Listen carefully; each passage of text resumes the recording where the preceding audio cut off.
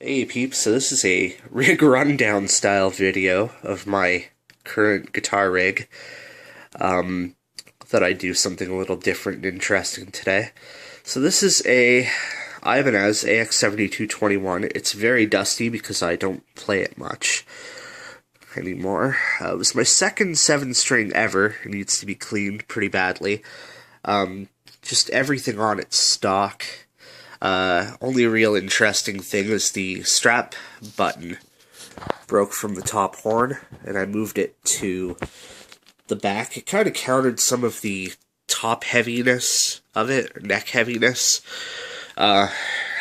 Slightly less dusty is my Jackson Slat X M37. It's soloist arch top.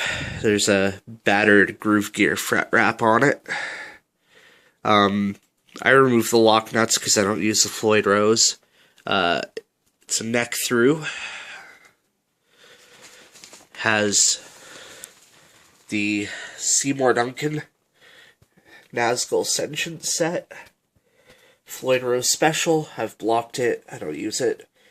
Volume, tone, 3-way. I should mention that the Ibanez AX7221 I've got has a very Les Paul style kind of control scheme. Sorry, I try not to get the couch in the shot. 2 volumes, 2 tones, and a 3-way, so you can kind of do the kill switch thing like you would with a Les Paul. It's essentially a 7-string Les Paul. And then, pardon me, the Christmas tree's still up because we're lazy. Then we've got this lovely guitar, Ibanez RG8 8-string with Seymour Duncan Nazgul installed in the bridge. So next we're going to go to the quote-unquote pedal board, which has a pair of slippers on it, apparently. So straight from my guitar I run into this, oh, hi cat. Digitech Bad Monkey Overdrive. Cat's getting in my face here.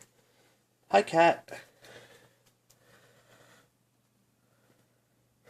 But I use it to take care of some of the hairy low end that comes from my amp when you... Okay, come on, cat, go away.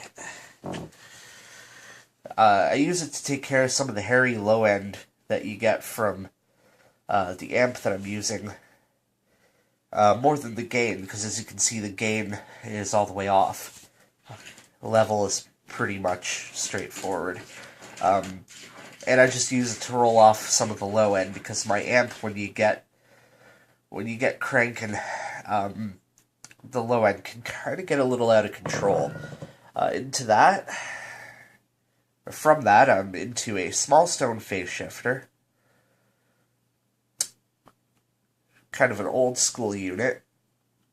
I bought this off my friend Perry for... Actually, I think I traded it.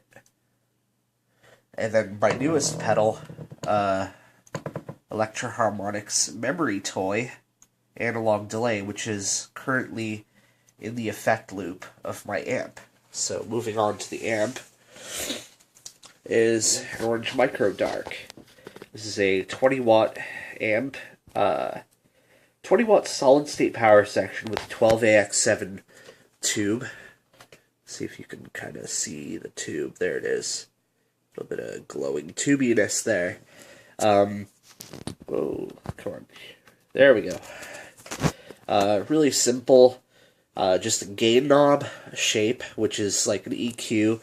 If you turn it all the way to the right, you remove a lot of the mids. If you turn it all the way left, you add mids. It also interacts with the highs and lows.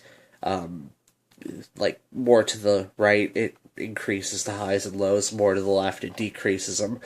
Volume, very simple. It's just a volume. The headphone out is cabinet simulated. I've already done a recording with it. It was crap. But, hey. Admire them for trying. And I'm just running this for home use into an orange PPC 108 cabinet, little 8-inch speaker. Not really the greatest cabinet for, like, I wouldn't take this to a gig, but it's a pretty decent little cabinet for dicking around, practicing at home. Underneath that is a bass amp that I do use for various things. Usually for that bass. Hey, there's that cat again. Hey, cat. Yeah, just lick your paw. This is quickly turning into a cat video. So I'm going to sign off for now to images of my cat rolling around on the floor. Enjoy.